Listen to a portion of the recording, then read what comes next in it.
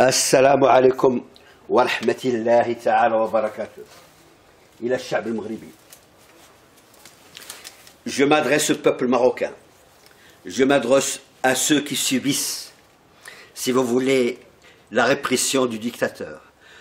Je m'adresse à ceux qui subissent l'humiliation du dictateur. Je m'adresse à ceux qui sont, si vous voulez, délaissés dans les campagnes et dans les quartiers populaires. Et je m'adresse à nos enfants et à la population marocaine en Europe et dans le monde entier. Voilà, si vous voulez, aujourd'hui, il y a des événements qui se déroulent au Maroc qui sont graves. Des manifestations un peu partout contre le dictateur. Le dictateur lui-même, il reconnaît, si vous voulez, une situation dramatique, une situation dangereuse au Maroc. Et voilà, cet homme a été éduqué par Bni Ish. Bni Ish, c'est un Israélien, un juif, si vous voulez, qui travaille pour le Mossad. Il était responsable de son éducation. À l'âge de 11 ans, ce Mohammed VI est devenu juif sous l'autorité du grand rabbin d'Israël. Son père, c'est Ahmed el-Medjouri, un flic de Marrakech qui était dans la sécurité du roi. Et sa mère, c'est Bint Amroq, de la région de Khnifra, une prostituée. Donc, il n'a aucun lien avec Hassan II. Il n'a aucun lien avec Mohammed V.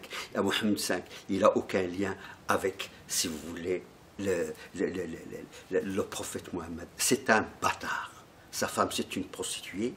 Son père, c'est quelqu'un qui était un gardien de Hassan II. Et dans le palais, le gardien, avec sa mère, ont fabriqué un bâtard. Et ce bâtard, il est éduqué par Bni Ish.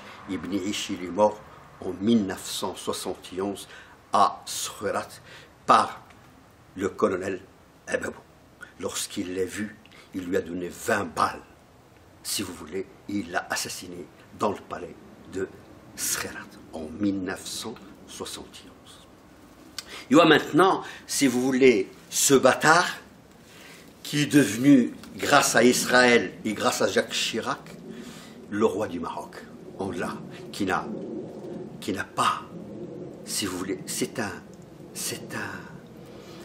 un handicapé mental. Son QI est moins que ses comptes. Le QI de ce fasciste, de ce tyran est moins. Mais ce n'est pas lui qui dirige le Maroc. C'est les juifs qui sont dans le palais. Les généraux israéliens, et les juifs français, et les juifs marocains qui dirigent le Maroc. Lui, il n'est qu'une fenêtre. On a fait de lui un Dieu qui ne parle pas, un Dieu pour, si vous voulez, massacrer, pour que la machine répressive broie les Marocains, pour que les richesses de Maroc soient transférées à l'étranger, pour que la main-d'œuvre marocaine soit contrôlée. Et voilà les 3 points les plus importants. Maintenant, on va décortiquer le discours de ce tyran, de ce criminel.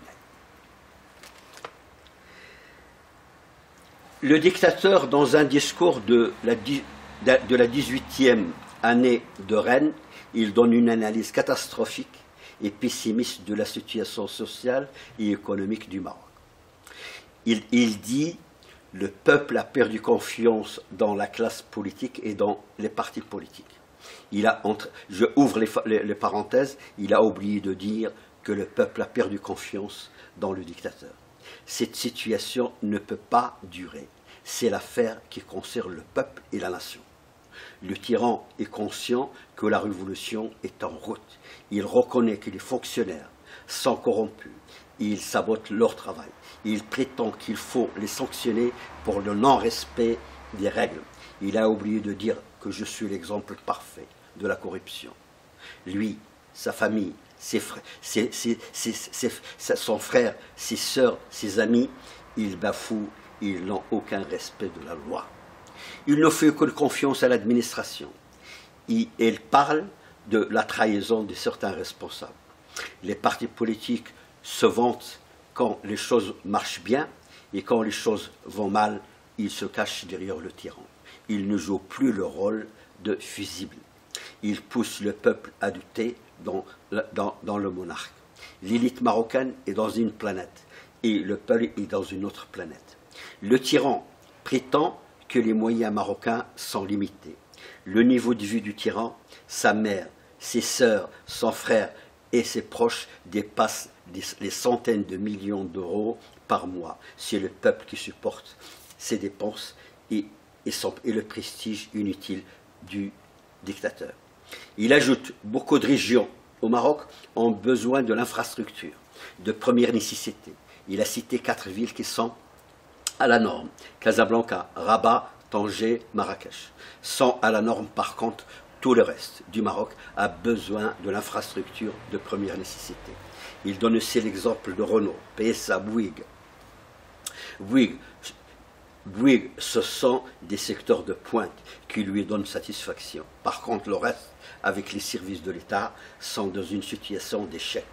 Il met en cause la responsabilité et le niveau de formation des fonctionnaires. Ces 2 exemples du tyran démontrent aux Marocains l'incompétence et l'ignorance du tyran de la situation du Maroc.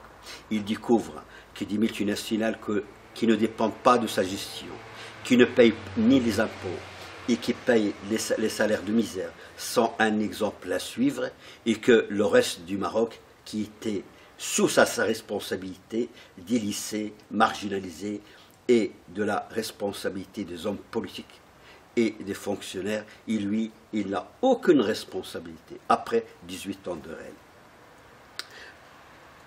Par contre, il remercie les forces de répression contre le peuple marocain. Il n'a fait aucun geste en direction des militants des droits de l'homme qui sont incarcérés injustement dans les prisons du dictateur. Par contre, il a gracié 1178 prisonniers de droit commun pour vider les prisons en préparant l'arrestation de milliers de militants marocains. Donc la machine répressive va tourner à une cadence accélérée. C'est la parole de Dieu. Il n'y a pas de commentaire à faire, ni de justifier à Iblis que ces jours sont comptés, quel que soit le soutien de la France coloniale et de l'État d'Israël. Il cherche un bouc émissaire, il veut faire payer à ses mercenaires de ne pas avoir rempli le rôle de fusible. Il faut savoir que le tyran exerce tous les pouvoirs, un pouvoir absolu. Le tyran prétend que les moyens au Maroc sont limités. Toutes les richesses s'évaporent. 16 millions de Marocains en Europe.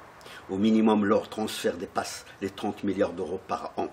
Les minerais, les phosphates, qui est un don, si vous voulez, rare, apporte des dizaines de milliards d'euros par an, sans parler des minerais d'or, d'argent et beaucoup d'autres minerais, du tourisme, des océans et de l'agriculture. Les Juifs récoltent simplement, entre la drogue et l'argent sale, plus de 150 milliards d'euros par an. Le Maroc est un pays très riche et le peuple est très pauvre. Par contre, le roi, il est parmi les gens les plus riches du monde. Si le pouvoir des colonialistes juifs, c'est satanique du palais, des hommes irresponsables qui sabotent le développement du Maroc, qui répriment le peuple marocain et qui gèrent mal le quotidien des Marocains, ces hauts fonctionnaires et ces hommes politiques vont demain s'agenouiller et se prosterner devant Satan. On appelle cela le bay'a. Cela signifie que tous les pouvoirs sont entre les mains du Satan. Le peuple est étranger à ces pratiques et l'islam condamne et interdit de s'agenouiller et de se prosterner devant le dictateur. On l'a mis en place pour jouer le rôle de Dieu. On a fait de ces sataniques qui sont en réalité les alliés du juif, qui sont tous des maçonniques, si vous voulez, des satans au Maroc. Et voilà, donc lorsqu'on voit, si vous voulez, comment le peuple marocain a été trahi par les Juifs, ce qu'aujourd'hui, tous ces gens, qu'ils soient les hommes politiques, qu'ils soient une classe politique, qu'ils soient les hauts fonctionnaires, se sont, si vous voulez, éduqués et se sont si vous voulez, mis en place pour servir le palais et pour servir les colonialistes juifs français et les colonialistes juifs israéliens et les juifs marocains. Donc il n'y a que eux qui peuvent réussir au Maroc. Par contre, le reste du Marocain, ils sont, si vous voulez, des étrangers chez eux. Et c'est ça la réalité du Maroc. Tu peux réussir si tu es juif. Tu peux réussir si tu es un colonialiste français. Mais un Marocain, un vrai Marocain, n'a aucune chance de réussir chez lui au Maroc.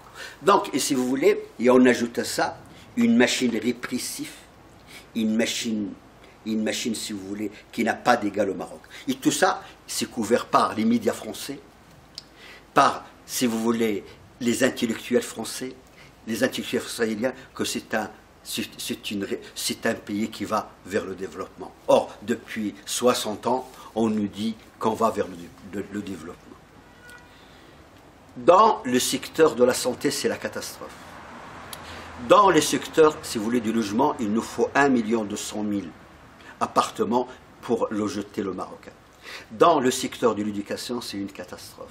Dans la question des droits de l'homme et des droits, c'est pire que la catastrophe.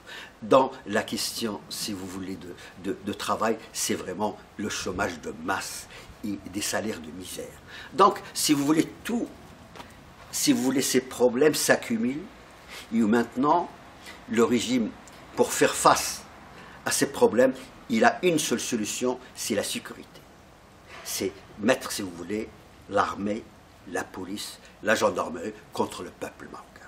Tu n'as pas le droit, si vous voulez, de dénoncer ces pratiques. Tu n'as pas le droit de dénoncer c'est-à-dire le chômage. Tu n'as pas le droit de dénoncer le problème de l'éducation. Tu n'as pas le droit de dénoncer ce qui se passe dans les hôpitaux. Tu dois être soumis à Dieu.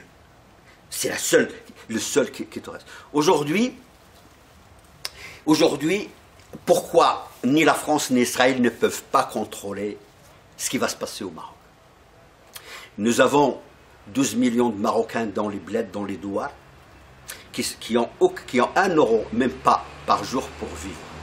Et nous avons à peu près 20 millions de Marocains dans les bidonvilles des grandes villes. Ils n'ont pas grand-chose, ils sont délaissés.